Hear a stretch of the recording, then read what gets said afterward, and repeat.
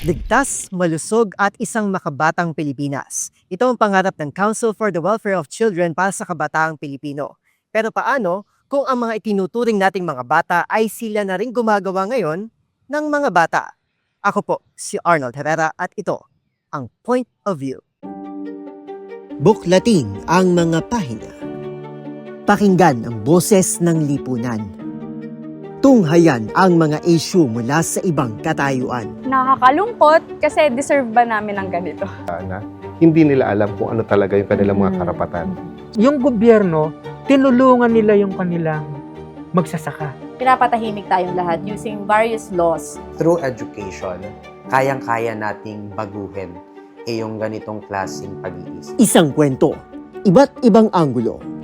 Dito, sa Point of View.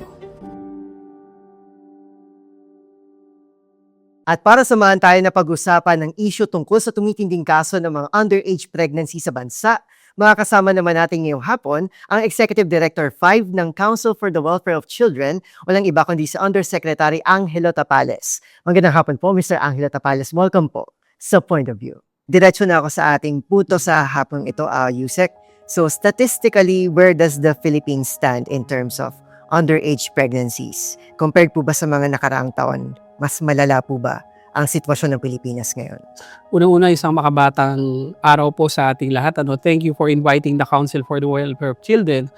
Dito po sa usaping adolescent pregnancy or underage pregnancy tinatawag ng iba, I'm happy to say that when it comes to the 15 to below 19 age bracket, yan talaga is throughout the years of this administration, the number or the incidence has been really declining. The numbers are going down.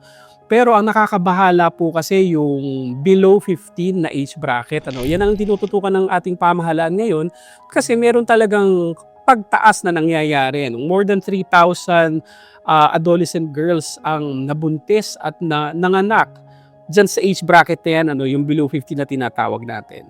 Ano po kayang naging reason kung bakit tumaas po yung pregnancies doon sa age bracket na yun? Ano po bang lumabas sa inyong findings? Batay sa pag-aaral ng Council for the Welfare of Children, as I mentioned nga during earlier interviews, while it's a socio-economic phenomenon, yung adolescent pregnancy, it's driven by poverty, underdevelopment, some cultural norms, pero nakikita ng Council for the Welfare of Children na may child protection complexion ito.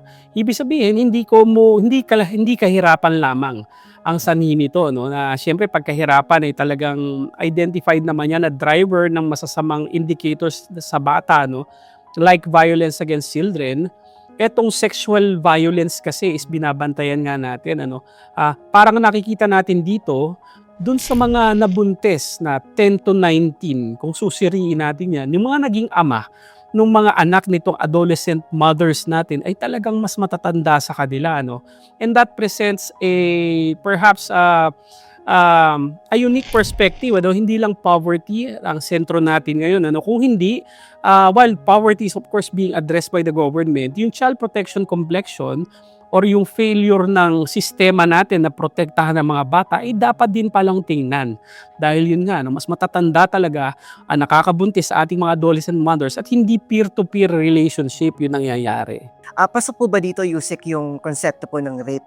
May bago tayong batas, yung nagpalakas sa ating revised penal code saka yung anti-rape law na itinaas yung statutory rape from below 12. Yung reckoning age is 12, naging 16. So yung age of consent, sexual consent is from dati is dapat at least 12 ka. Ngayon 16 years old. So any person having sexual intercourse with a child below 16 and the age difference is more than 3 years old, may be violating a criminal law. And that act might constitute rape.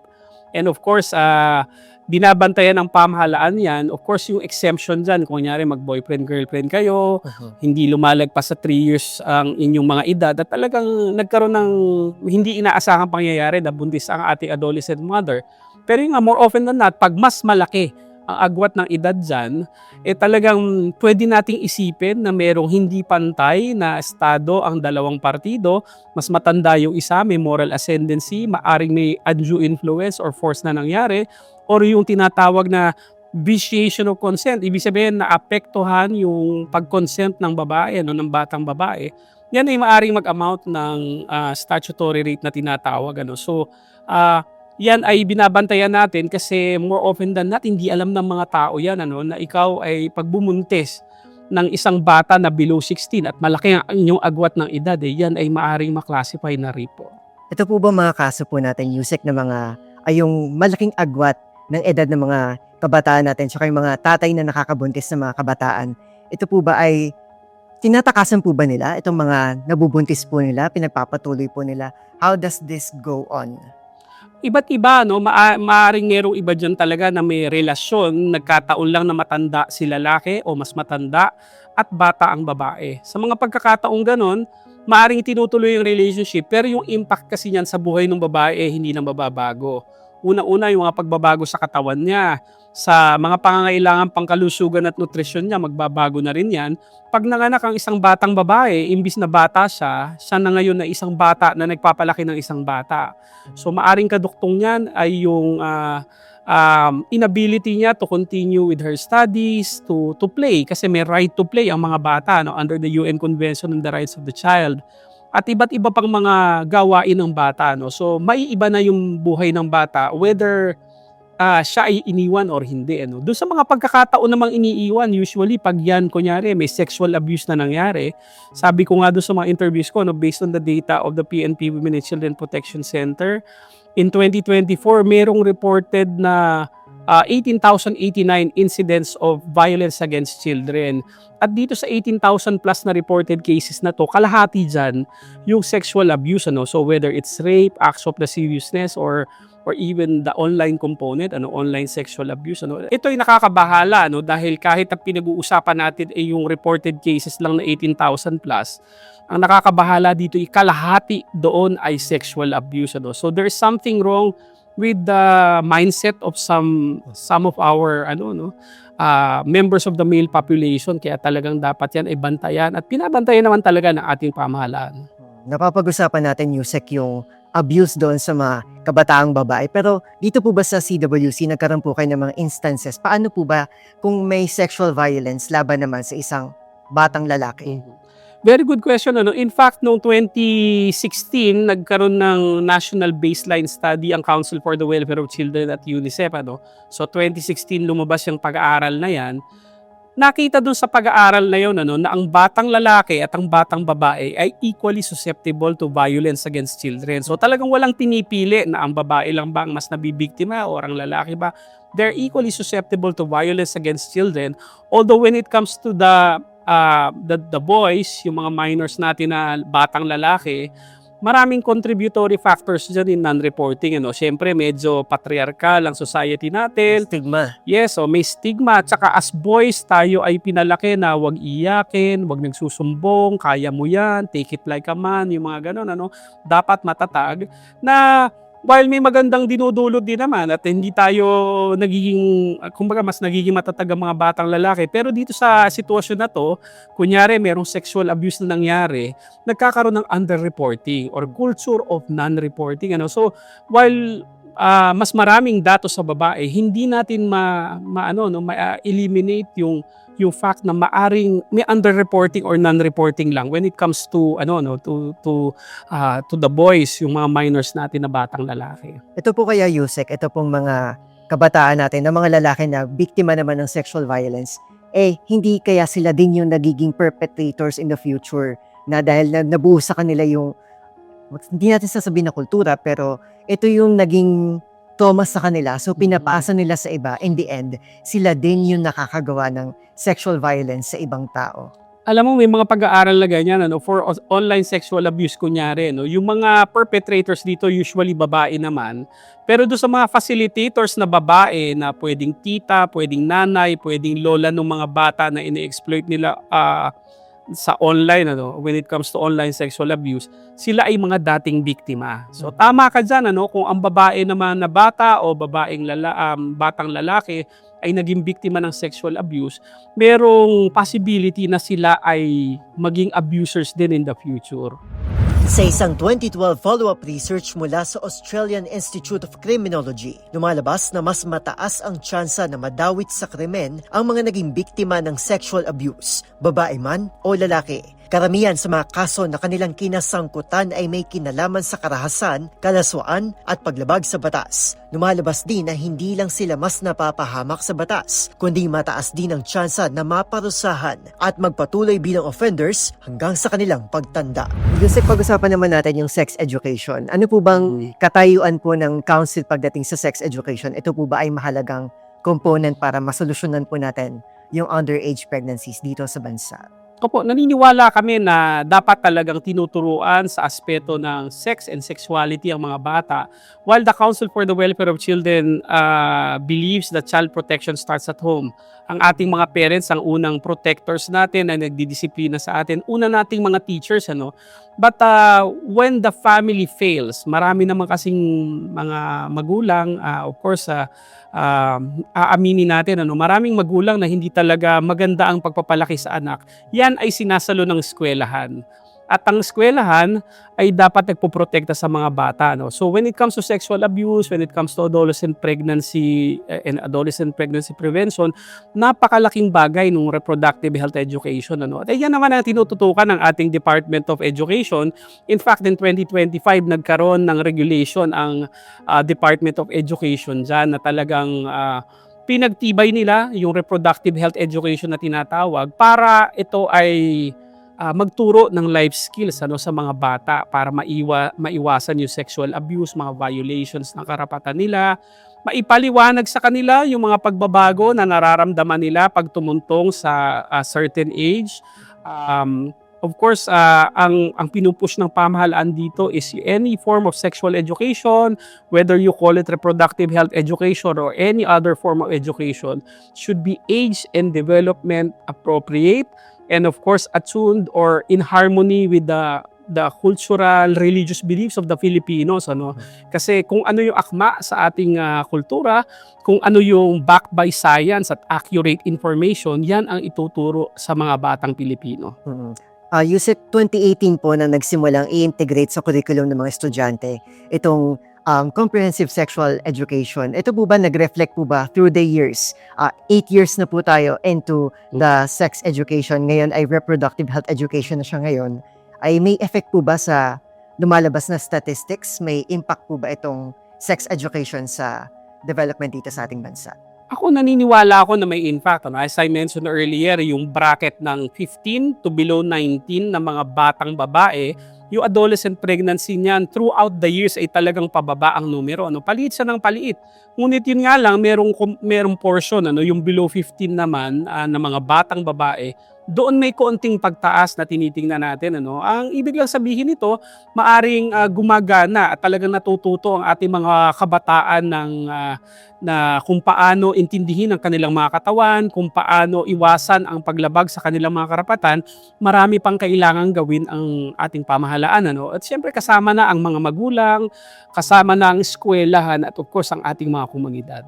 Although may impact po kayo nakikita dito sa ating sexual education, lumalabas din po sa pag-aaral nitong 2025 po, pumangatlo po ang Pilipinas sa mga top consumption po, nagko-consume ng pornography. So, ano po bang thoughts po dito ng CWC? Sa 2025 year-end report ng isang sikat na adult entertainment site, muling pumangatlo ang Pilipinas sa buong mundo sa kanilang top visitors, kung saan 64% sa mga manonood ay babae, mas mataas kumpara sa mga lalaki. 6% itong mas mataas matapos lamang ang 2 taon at 11% naman na mas mataas matapos ang 3 taon. Nanguna sa listahan ng Estados Unidos at Mexico, habang lumapag naman sa ika-4 at ika-5 pwesto ang Brazil at Germany. Alam mo yung pornography siguro, maaring yan ay bunsod na rin ng paglawak ng paggamit ng internet. Kunyari, batay sa isang pag-aaral, may disrupting harm study na kinonduct ang ECPAT kasama ang iba pang mga entities at mga partners natin sa children's sector. Sinabi doon na sa edad 12 to 17, 95% na ng mga batang Pilipino ang nasa internet, from 12 to 17 na age bracket. At dyan sa 95% na yan, sinabi doon sa pag-aaral, doon sa Disrupting Harm, 20% ang nabiktima ng online sexual abuse. So when you estimate that based on the population in 2021, that's around 2 million children na nabiktima. Disrupting Harm Study. Pagdating naman dun sa Scale of Harm Study ng International Justice Mission, sinabi naman dun sa study na yan na 1 out of 100 Filipino children have been trafficked to produce child sexual abuse materials. So ang sinasabi natin dito, ang exposure ng batang Pilipino sa internet ay napakalaki. At of course, kalahati ng internet ay nakakabuti sa mga bata na andyan ng research, of course, ang education sa pag-aaral, accurate information na andyan. Pero kalahati, syempre, yung mapanganib din. Of course, mga fake news, inaccurate informations na andyan ng mga sexual predators, mga scammers, na andyan yung pwedeng mag-groom sa mga bata para turuan, para i-exploit sexually or i-radicalize yung mga bata natin para turuan ng violence. So kaya ang sinasabi nga po natin, kasama na rin yung mga games na pinag-uusapan ngayon na pwede ring makasama sa mga bata. So ang ginagawa ng pamahalaan dyan, at there are pending legislations about this para i-regulate yung ating cyberspace. Ang mga platforms na naandyan sa cyberspace at nasa internet ay kailangan maging mas responsable, merong safety by design features, maging kumbaga pangunahing pamantayan nila na sinusunod dapat yung best interest of the child. It's a lot of work, pero yung pamahalaan talaga hindi tumitigil sa pagtulak po. Gumagalaw naman po ang ating government para ma-regulate ang ating cyberspace. Pero kung makikita mo rin, Yusek, sa labas makikita mo yung mga batang mga magulang, hinahayaan nila yung mga anak nila na gumamit ng social media, ng gadgets, kay bata-bata pa nila, pero talagang babad na babad sa gadgets compared sa ating mga mas nakatatanda. Tingin niyo po ba partly at fault din ng mga parents dito sa culture na nabubuo? Ayan, papunta na tayo sa exciting part. Actually, merong proposed legislation na ganyan, pending sa House of Representatives, saka sa Senado natin, yung pag-regulate nga ng access ng mga bata sa social media. So, merong proposal dyan na below 18 bawal, below 16 naman, below 15, at below 13 dun sa isa. Iba't iba yung age na pinipili ng ating mga mambabatas. We are in the process of brainstorming with the lawmakers and other stakeholders para piliin yung magic number na yan kung saan yun ang magiging cut-off. I'm sure nabalitaan na natin sa Australia, it's 16. Yung Indonesia recently, I think meron din ako nakita mga headlines sa ganyan. Niregulate na rin nila. Kailangan i-regulate, pero katulad nga nung binanggit ko kanina, napakalaki ng gampanin ng mga magulang. As first, of course, child protection starts at home. Sila ang unang teachers and protectors ng mga bata. Ang ginagawa ng Council for the Welfare of Children dyan is kumbinsihin at mag-create ng awareness sa mga magulang na dapat maging maging responsible digital citizens. Unang-una, kailangan aware ka kung paano gumagana ang mga gadgets. Paano ba gumagana ang internet or cyberspace? Kasi kung hindi ka marunong yan, hindi mo mababantayan ang iyong mga anak. Kaya meron kami mga modules about parenting in the digital age, or responsible parenthood. Tsaka, of course, we promote open lines of communications between the parents and the children. Kasi at the end of the day, kung hindi kayo nag-uusap ng mga anak mo, ginawa mo ng tagabantay o yaya yung gadget or internet, dyan sumasalisi ang masasamang tao.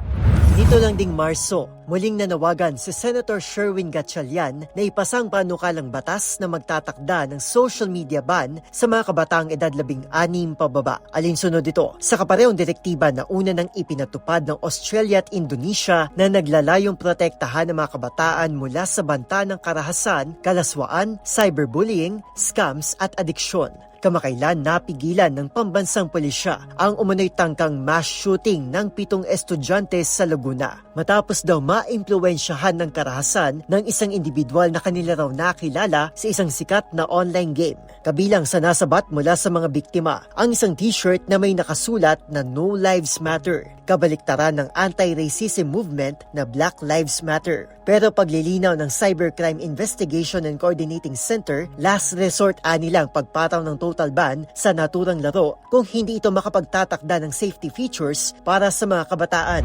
Samantala, sa kaugnay ring issue isyu, inula naman ng batikos mula sa mga kritiko ang panukalang batas na inihain ni Senator Risa Ontiveros noong 19th Congress na Teenage Pregnancy Prevention Bill dahil sa mga umunoy peligurong idudulot ng maagang kaalaman ng mga bata sa sex. Giit ng senadora, fake news ang mga naging alegasyon laban sa kanyang panukala na kanya raw muling isusulong ngayong 20th Congress. Unang-una, katulad ng posisyon ng ating pamahalaan, yung sex education, whether you call it reproductive health education or any form of education, number one, kailangan natin tanggapin na importante yan.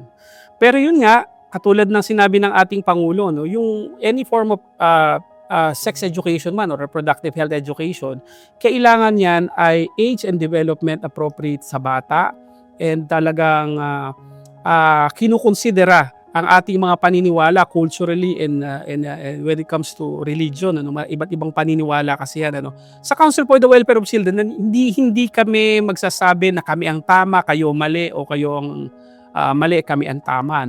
Lagi kong sinasabi, it's all about child protection. So maybe we can find a middle ground. Kasi at the end of the day, everybody wants to protect children. At of course, kami po ang unang-unang tututol kung merong masasama na ituturo sa mga bata. Katulad ng mga nabalita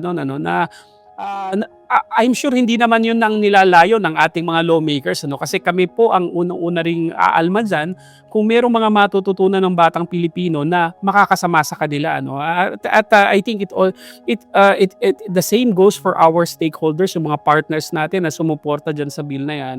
And makakaasa ang taong bayan na tayo ay, of course, we are willing to cooperate to push for the passage of a version of that bill that you mentioned.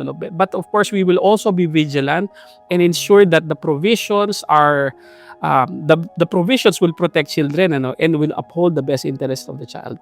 Dito sa Pilipinas, Yusek, ang usapin ng sex ay nananatiling delicate na topic sa ating mga kababayan. Hindi natin siya pinag-uusapan. In fact, naging controversial din nung nakaraan yung mga inilabas na libro na may kinalaman sa reproductive organs ng mga bata, mga lalaki at mga babae, na parang nahihiya pa rin tayo kapag pinag-uusapan yung mga organs na yon. And tingin niyo ba itong uri ng sensitivity na meron tayo sa sex education in general ay nakaka-apekto sa pag-develop or pagtaas ng mga kaso ng underage pregnancies? May mga pag-aaral na nagsasabi ng ganyan, dahil hindi natin maituro ng malinaw sa mga bata ang, kunyari, yung mga organs, reproductive organs, ano ba ang safe, unsafe and confusing touches, ano ba ang mga karapatan nila na dapat hindi nilalabag, maaaring mag-contribute yan. Kasi at the end of the day, hindi kayang bantayan ng gobyerno ang mga bata, pero sigurado ako, kaya natin silang turuan ng life skills.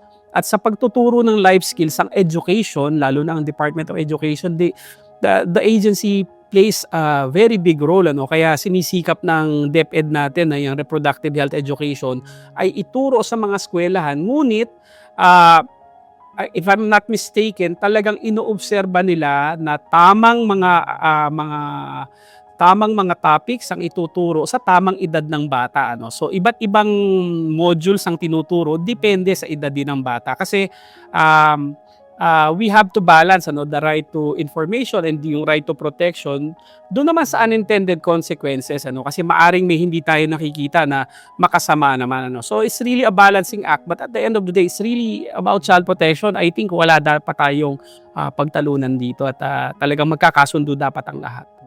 Yusek, nung in-implement po yung Comprehensive Sexuality Education noong 2018 po sa curriculum natin, covered po niya from kindergarten to grade 12 po para sa pagkatuto ng mga bata sa sexuality education. Pero ito po sa revise po natin na reproductive health education, nagsa-start po siya ng grade 5 to around grade 12. So hindi po ba masyadong late na grade 5 lang po sila matututo regarding sex?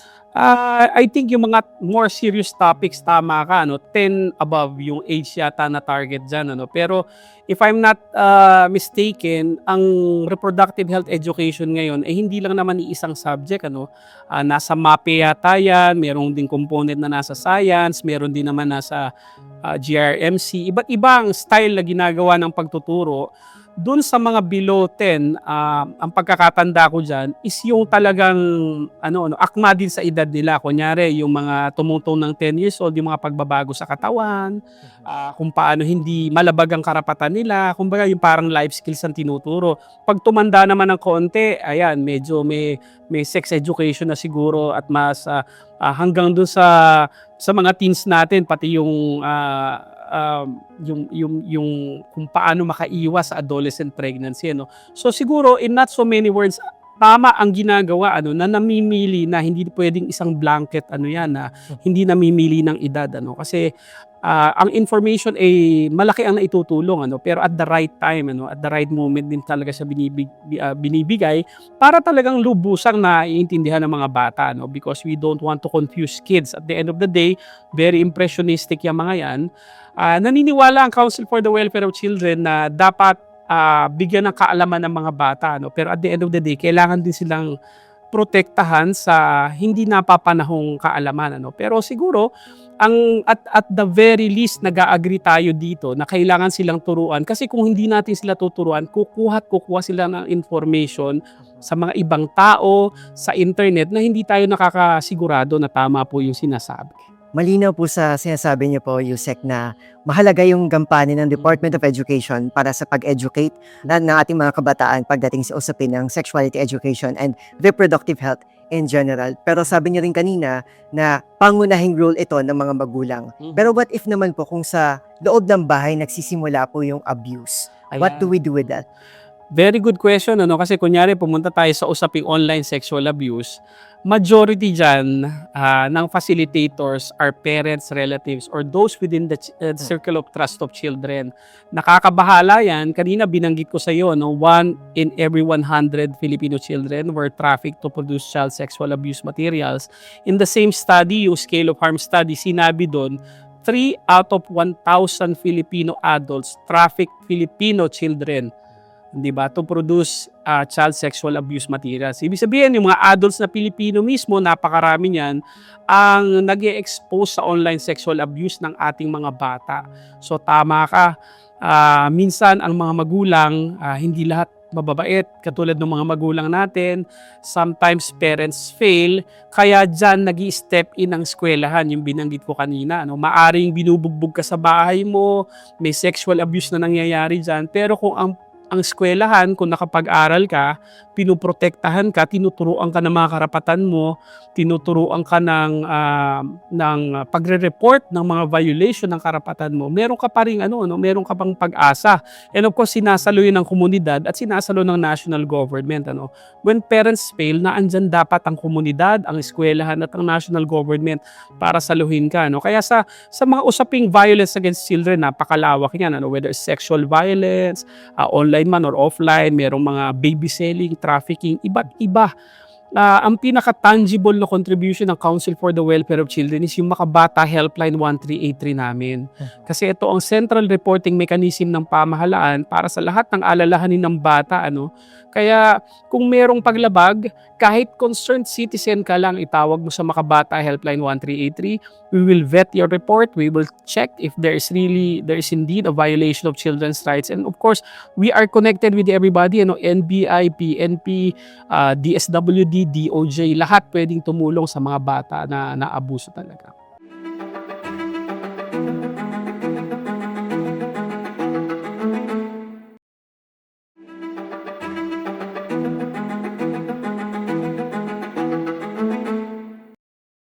Yusek, paano po ba nakakatulong ang CWC sa mga biktimang mga children ng sexual abuse? Ano po ba yung mga standard procedure niyo po towards recovery and rehabilitation nitong mga batang biktima na ito?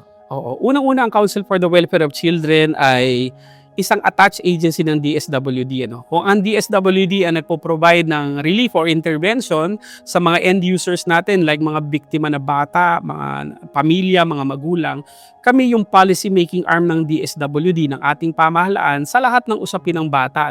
We were created in 1974 under Presidential Decree No. 603. Ito yung Child and Youth Welfare Code. Kami ang pangunahing ahensya ng pamahalaan basta usapin ng bata ang pinag-uusapan. So when we say we are the apex agency for children, from prevention, which includes yung paggawa ng mga national policies natin, frameworks, pagtulong sa legislation, sa mga lawmakers natin, pag-monitor and evaluate ng implementation ng lahat ng batas pangbata.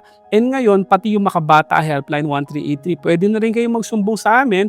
We are connected with everybody. So, pwede namin kayong tulungan. Nobyembre noong 2022 nang ilunsad ng Council for the Welfare of Children ang Makabata Helpline 1383 bilang sumbungan ng publiko kaugnay na anumang paglabag sa karapatan ng mga bata sa komunidad. Nakapaloob ito sa Executive Order No. 79 na nilagdaan ni Pangulong Ferdinand Marcos Jr. na siyang nagtatag ng Mahalin at Kalingain Ating Mga Bata o Makabata Program. May 4 na component ang programa. Una, reporting mechanism para sa children in need of special protection. Ikalawa, rescue at relief para sa pagsagip sa mga biktima. Ikatlo, rehabilitation o ang pagpapanumbalik ng biktima sa malusog at maayos na estado sa tulong ng support programs. At ika-4, reintegration o ang ligtas na pagbalik ng biktima sa komunidad. So, napakalaking gampanin talaga. No? So, from prevention to rescue relief, kasama kami dyan. Rehabilitation, ang aming parent agency na andyan. Reintegration, yung pagbabalik ng mga bata sa komunidad bilang law-abiding citizens. Kasama rin kami dyan sa paggawa ng mga pulisiya. May mga na-rescue na po ba kayo ng mga biktima na nakabalik na, naka-reintegrate na sa ating lipunan na naging successful? Talaga po bang nakaka-recover pa yung mga kabataan na nagiging biktima ng sexual abuse? May mga success stories ang Makabata Helpline, just to name a few. May mga emergency cases dyan. May you say emergency cases, ito yung kailangan action na namin as soon as possible. Otherwise, ma-imperil o malalagay sa panganib ang buhay ng bata. Doon sa isang kasong ganyan, may tumawag sa Makabata Helpline. Nakipag-coordinate kagad kami sa PNP Women and Children Protection Center at LGU na rescue ang bata na i-alis doon sa violent environment. At ngayon, tumatakbo ang kaso laban doon sa mga nanakit sa batang yun. Meron din tayong isang kaso na success story na online sexual abuse at sexual abuse. Concerned citizen ang nag-report sa Makabata Helpline. Actually, in-email yan. Nabuksan ko pa yung email. May mga pictures doon. So, nireport din namin sa police at sa LGU. Napakabilis ng PNP Women and Children Protection Center. Kasama ang LGU, ang barangay pumunta.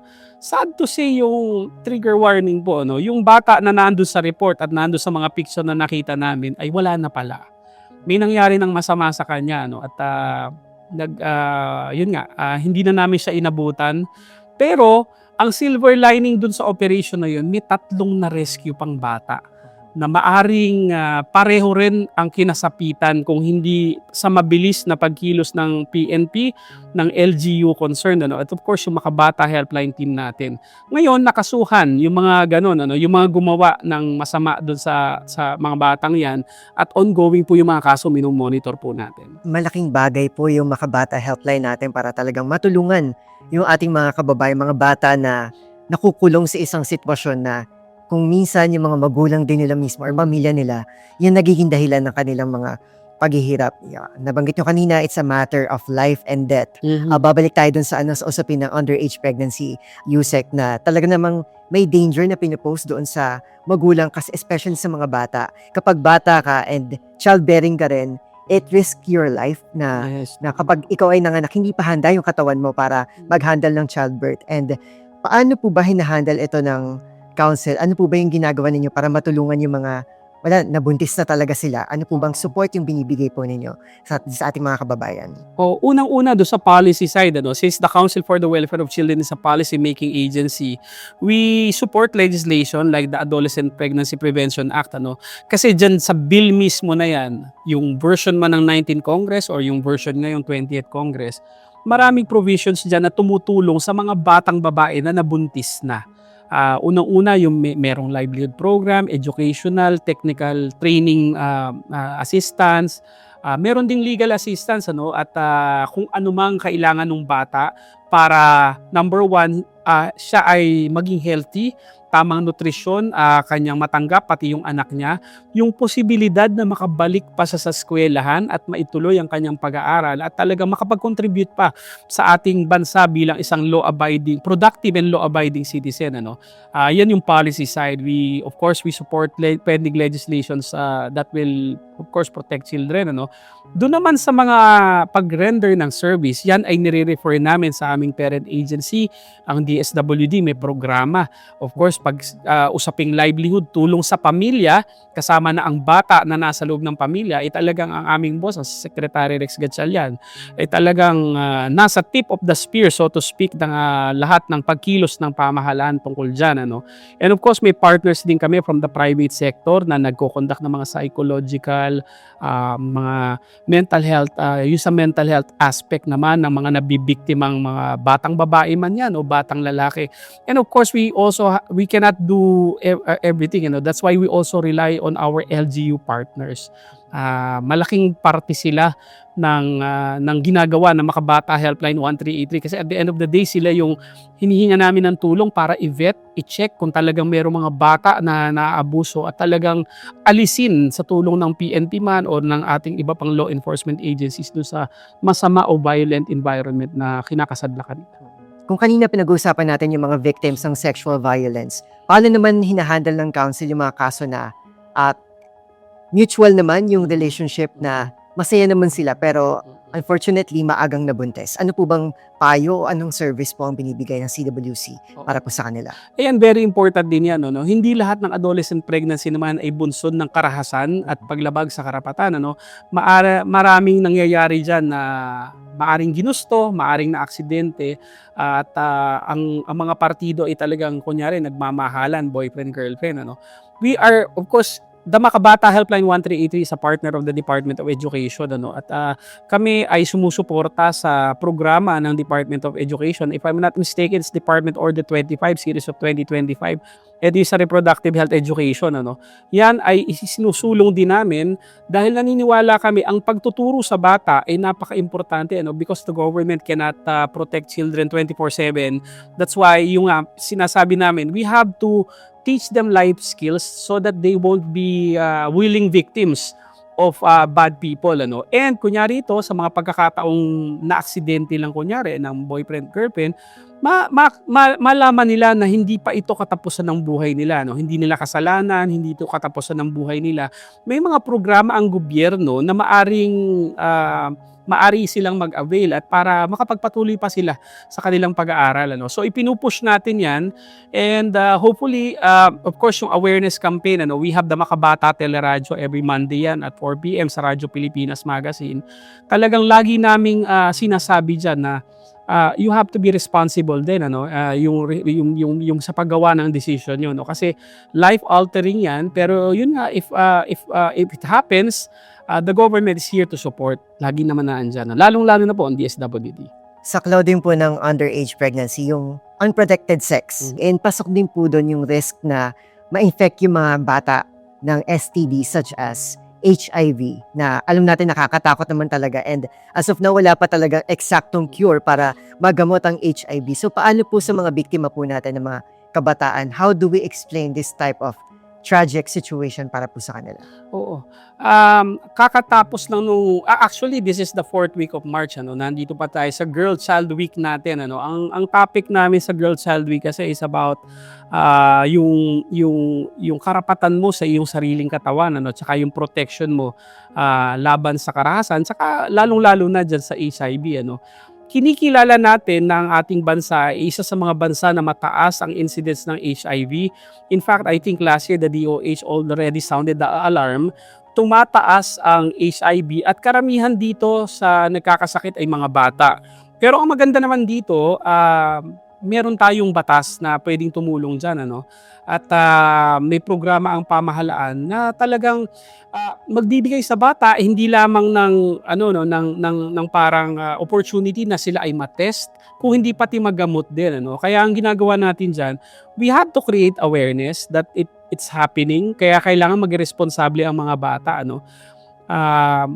Pero pag nangyari sa kanila to, naandyan ang gobyerno para tugunan niyang ganyan. While baka tama ka nga, no? Wala pa naman talagang malinaw o 100% na gamot, pero may mga treatment na ginagawa dyan to suppress, may ganyan no? Yung antiretroviral treatment yata ang tawag dyan, ano? To suppress the virus para hindi siya maging grabe na maging debilitating sa katawan ng bata, no? At yun nga, pagmula ng pagkamatay pa niya, no? Parang gano'n.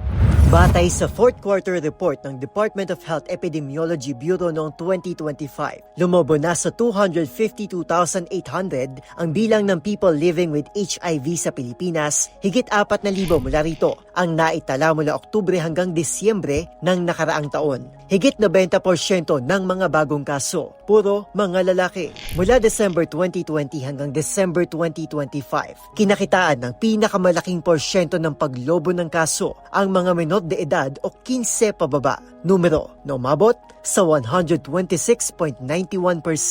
Dala ng stigma ng HIV, tikom pa rin ang bibig ng maraming biktima ng pang-aabuso na siyang nagre-resulta rin sa kakulangan na opisyal at tamang datos. Bagaman inirekomenda ng ideklara bilang National Public Health Emergency, nilinaw ng DOH na kaya tumataas ang bilang ng mga kaso ng HIV sa bansa ay dahil na rin sa kanilang expanded testing efforts. Meron man po tayong health remedies laban po sa HIV na pwedeng ibigay sa mga bata, pero nandun pa rin po yung stigma sa mga bata, especially sa society natin ngayon. Usually ang mga nililink sa HIV ay yung mga male-to-male relationships, mga sabihin natin mga victims din ng sexual abuse ng mga lalaki. Oo. Totoo yan, yung stigma, isa sa problema yan, na kinakaharap namin, Kaya nga sinasabi namin, kung merong mga ganitong kabataan natin, whether they are females o mga males natin do sa mga male-to-male relationship, kailangan matutunan nila na hindi nila kasalanan yan. It happens, Pero while of course we would have wanted them to be safe or safer in the first place. Pero pag naandyan na talaga yan, hindi namimili ang ating pamahalaan. Kami mismo ang nangunguna sa paglaban, dyan sa stigma. Hindi lang yung may mga sakit actually o yung natamaan na nakakuha na ng virus, yung HIV afflicted, pati yung persons living with HIV na tinatawag. Pwedeng sila yan, mga kamag-anak o ikaw ay anak kunyari na may HIV. Yang mga yan din ay nakakaranas ng stigma. So again, yun nga, ang sinasabi nga namin, dapat magkaroon ng awareness campaign talaga na mas matindi pa. At hindi tumitigil ang pamahalaan, lalo na ang Council for the Welfare of Children, na andyan ang Department of Health din natin. And of course, we have a long way to go, but of course in government we always make it work, kung ano man yung kakayanan natin ngayon, we always push. Sa usapin pa rin po ng underage pregnancies, hindi po nawawalang usapin ng abortion and the use of contraceptives. Ano po bang stand ng CWC pagdating po sa abortion dito sa Pilipinas? According po sa statistics, abortions po dito sa Pilipinas, umabot po naman nasa 1 million annually ang cases po na ating abortion, and over 75% po ng mga kaso po na ito ay dahil po sa financial constraints, and around 13% po ay dahil sa sexual violence. So ano po bang katayuan dito ng CWC? Is this an issue of healthcare or religion? Bago ako pumunta dun sa healthcare and religion, ako kasi as a lawyer, ang position ko dyan, while of course we promote the best interest of the child, my position there is that it is not in the best interest of a child to resort to something illegal. Ang abortion ay pinagbabawal yan ng revised penal code, So while maaring ang nabuntis ay hindi gusto ang nangyari sa kanya, whether it's to a relationship or through sexual abuse, hindi pa rin yan dahilan para kumitil ng buhay na pinagbabawal ng batas. Pero of course, hindi natin matawaran ang dinadalang stress at trauma ng isang batang babae na maaring nasasadlak sa ganyang sitwasyon. Kaya ang gusto nating iparating, pati doon sa mga nanonood po siguro, kung kayo nanonood sa programang ito, huwag kayong kumitil ng buhay. Of course, mahirap magpalaki ng bata. Siguro dyan nga nagmumula yung iba, nagkakaroon ng baby selling, pet. But there is always that option to surrender the child or the baby to the government para yan ay magkaroon ng pagkakataong magkaroon ng pamilya na magmamahal sa kanya, either through foster care or administrative adoption. Sa totoo lang, marami pong naghahanap ng anak. So wala pong dahilan na mag-resort to abortion or illegal adoption. Yung baby selling, yan talaga napapansin din namin sa internet, kaya tinututukan din po namin. alam mo, mahirap talaga. I cannot begin to fathom or to approximate the stress, the trauma that a victim of sexual violence has endured or is enduring, ano. Kaya may programa ang pamahalaan dyan, ano. Of course, at the Makabata Helpline 1383, of course, for minors, you can call the Makabata Helpline 1383. We have social workers, we have lawyers, and for more serious cases, we can refer you to the National Center for Mental Health of the Department of Health, ano. Kailangan yan, tulungan natin sila na makabangon ulit, ano, kasi yan ay isang trauma na mahirap talagang dalin. Ngunit may programa ang ating pamahalaan para sa mga biktima ng violence na ganyan, lalo na yung sexual violence. So, hindi ko sasabihin kaya kong tanggalin yung sakit na nararamdaman nila, no, pero at least siguro makakabawas kung maituturo namin sila sa tamang ahensya para mag-avail ng programa ng ating pamahalaan.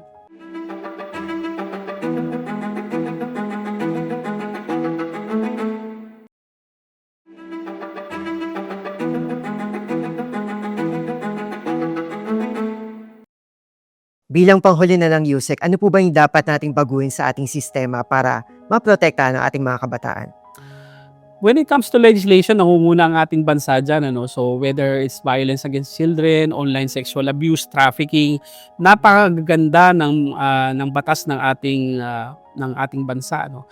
Ang pinagtutuunan ng ating pamahalaan ngayon is yung mas mainit at mas matibay na implementasyon at hindi tumitigil ang pamahalaan dyan.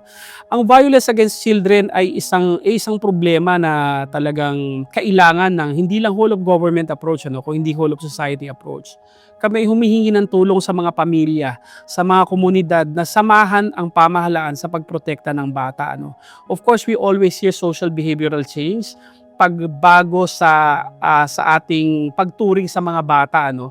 Lagi kong sinasabi na ang mga bata ay hindi po natin pag-aari, hindi sila extension ng ating pagkatao. May mga karapatan sila na dapat nating protektahan, ano. Pero yun nga, we cannot expect social behavioral change if we do not change the mindset of people, starting with the parents. That's why I always say that education is really very important, ano. As parents naman, turuan din natin ng tama ang ating mga bata, ang ating mga anak, ano. Huwag natin silang sasaktan, huwag natin silang isasadlak sa kapahamakan kasi nga sila naman ang ating kinabukasan, ano, at magtuturo sa susunod na henerasyon ng mga Pilipino. Ano po ba yung panawagan niyo po para sa publiko tungkol po sa mga serbisyong inaalok ng CWC? Baka may panawagan po kayo sa ating po mga manonood. Opo, para po sa mga nanonood sa atin ngayong araw na ito, no, ang Council for the Welfare of Children po ang nag-ooperate na Makabata Helpline 1383. Ito ang central reporting mechanism ng ating pamahalaan para sa lahat ng problema ng bata. Kami po ay may landline. If you want other contact details, visit the Makabata Helpline Facebook page na andyan po ang cellphones namin, emails. We can also be accessed through the DICT eGov Super App under the e-reporting system. Ano, just click child abuse, report, attach your picture or video. When you click submit, you will be received by the Makabata Helpline 1383. Ang masasabi ko lang po siguro sa mga magulang at kasama na ang mga chikiting at mga batang nakikinig, ano, kayo po ay may mga karapatan.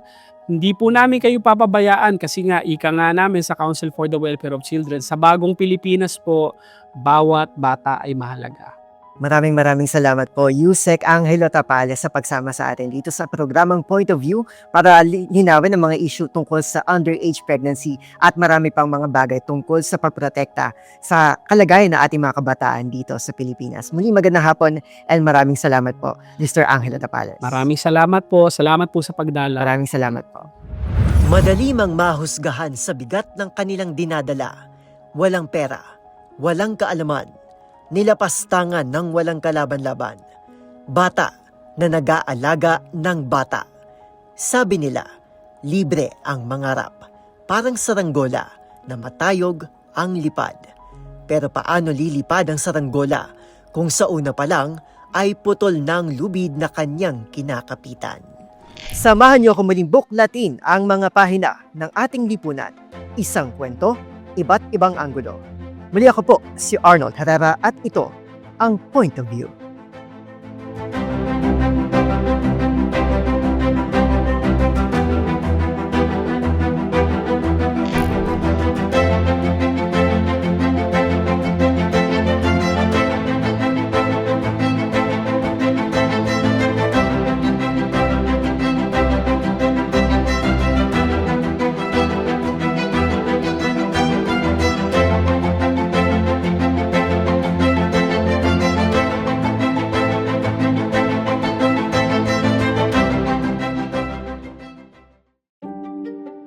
Buklatin ang mga pahina.